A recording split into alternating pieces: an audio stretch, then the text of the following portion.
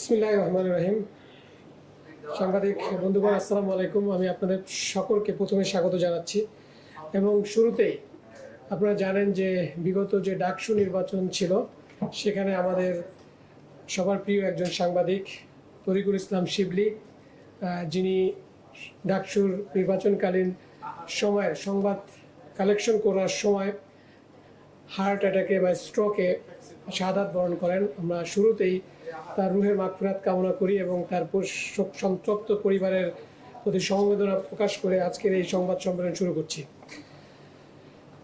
আমাদের RAB11 কর্তৃক আয়োজিত আজকের এই সংবাদ সম্মেলনে মূলত দুটি ঘটনাকে নিয়ে, একটি কুমিল্লার এবং একটি মুন্সিগঞ্জের। কুমিল্লায় আপনারা জানেন যে গত কয়েকদিনে বেশ কয়েকটা ক্লুলেস মার্ডার হয়েছে, যার বেশ কয়েকটারই রহস্য আমরা উদ্ঘাটন করেছি। এর মধ্যে একটি চাঞ্চল্যকর হত্যাকাণ্ড ছিল যে গত 10ই সেপ্টেম্বর কুমিল্লার লালমাই এলাকায় রেললাইনের পাশে একটি অজ্ঞাত ব্যক্তির মরদেহ এলাকাবাসী দেখে সেটা লালমাই যে রেলওয়ে থানা আছে তাদেরকে অবগত করে এবং পরবর্তীতে সেখানে রেলওয়ে থানার পুলিশ কর্তৃক সেই মরদেহটি উদ্ধার করে কুমিল্লা মেডিকেল কলেজে তার ময়নাতদন্ত সম্পন্ন করা হয় এবং পরবর্তীতে তাকে শনাক্ত করা হয়। এবং 11ই সেপ্টেম্বর ভিকটিমের ওয়াইফ কর্তৃক একটি মামলা দায়ের করা হয় এবং তারপর থেকে আমরা আমাদের কার্যক্রম শুরু করি এবং এই যে ক্লুলেস হত্যার রহস্য উদ্ঘাটন করার জন্য আমরা চেষ্টা করতে থাকি।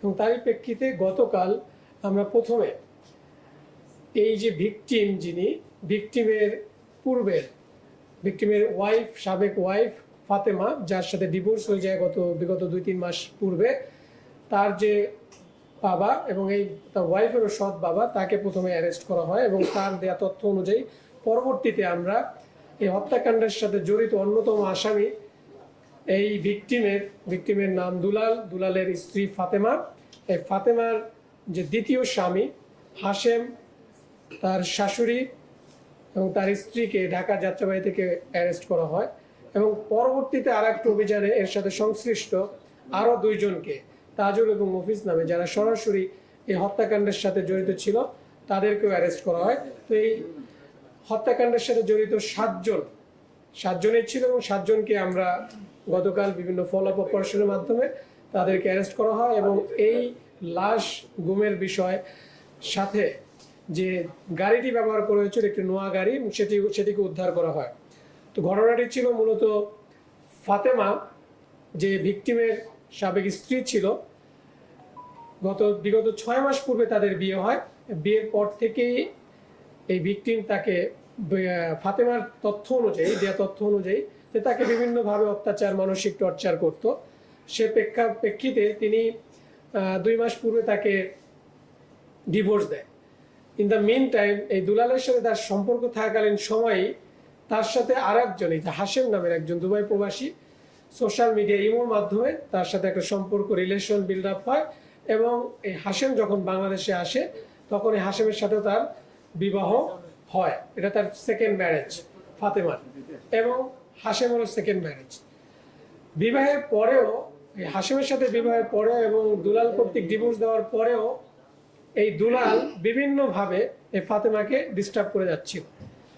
তো ডিস্টার্ব করার প্রেক্ষিতে হাশেম এটা মেনে নিতে পারেনি এবং তারপরেই তাকে হত্যার পরিকল্পনা করে এবং পুরো পারিবারিকভাবেই এই যে ফাতেমা, তার মানে হাশেমের স্ত্রী ফাতেমা, তার শাশুড়ি মরিয়ম এবং আরও হাশেমের 2 জন বন্ধু, তারা মিলিতভাবে প্ল্যান করে তাকে মেরে ফেলার।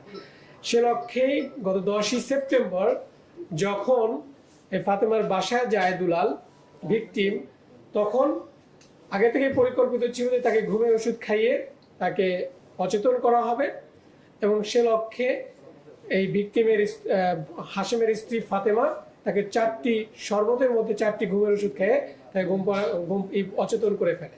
পরবর্তীতে হাশেম এবং তার বন্ধুরা ওই ঘরের মধ্যে প্রবেশ করে এবং তাকে শ্বাসরোধ করে হত্যা করে।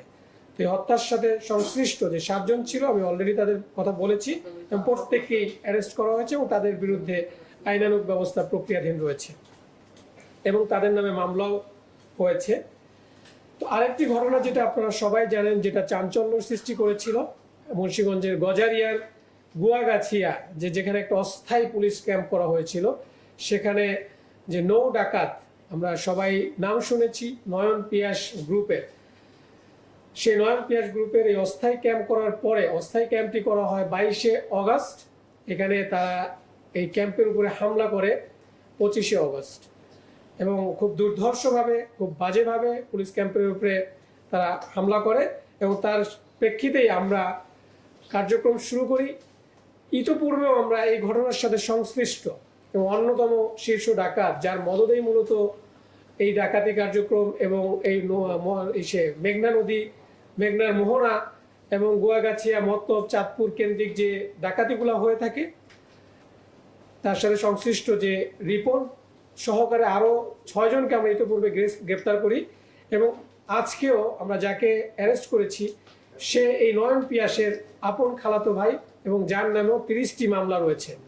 তিনিও এই ডাকাতি বা এই চাঁদাবাজির সাথে সরাসরি যুক্ত, এবং এখানে মূলত এই যে ঘটনাটা, ডাকাতি বা যে ঘটনাগুলো ঘটে থাকে, এর মেইন উদ্দেশ্য হচ্ছে বালুমহল, বালু উত্তোলন এবং নৌ ডাকাতি, এবং এই মেঘনা নদী কেন্দ্রিক যে সকল জাহাজ বা ট্রলার বা নৌকা যেগুলো চলাচল করে, তাদের কাছ থেকে বিভিন্ন অ্যামাউন্টের 200 থেকে 1000 টাকা পরিমাণ চাঁদা পার নৌকা তারা দিয়ে থাকে, এবং আধিপত্য বিস্তার কেন্দ্রিক এখানে বিভিন্ন গ্রুপের সাথে সংঘর্ষের সৃষ্টি হয়। তো পরবর্তীতে যখন এই ঘটনা এই জায়গায় শান্তি শৃঙ্খলা ফিরিয়ে আনার জন্য বাংলাদেশ পুলিশ কর্তৃক যখন একটা অস্থায়ী ক্যাম্প করা হয়, সেটাও তারা মেনে নিতে পারেনি। তার প্রেক্ষিতেই এখানে কিন্তু এই পুলিশ ক্যাম্পের উপরে হামলা করে, এবং এর সাথে এটা একটা মামলা হয়। মামলায় প্রায় 20 জনের নামে 20 জন এবং আরও প্রায় 10 থেকে 15 জনের নামে অজ্ঞাতনামা হিসেবে মামলা করা হয়।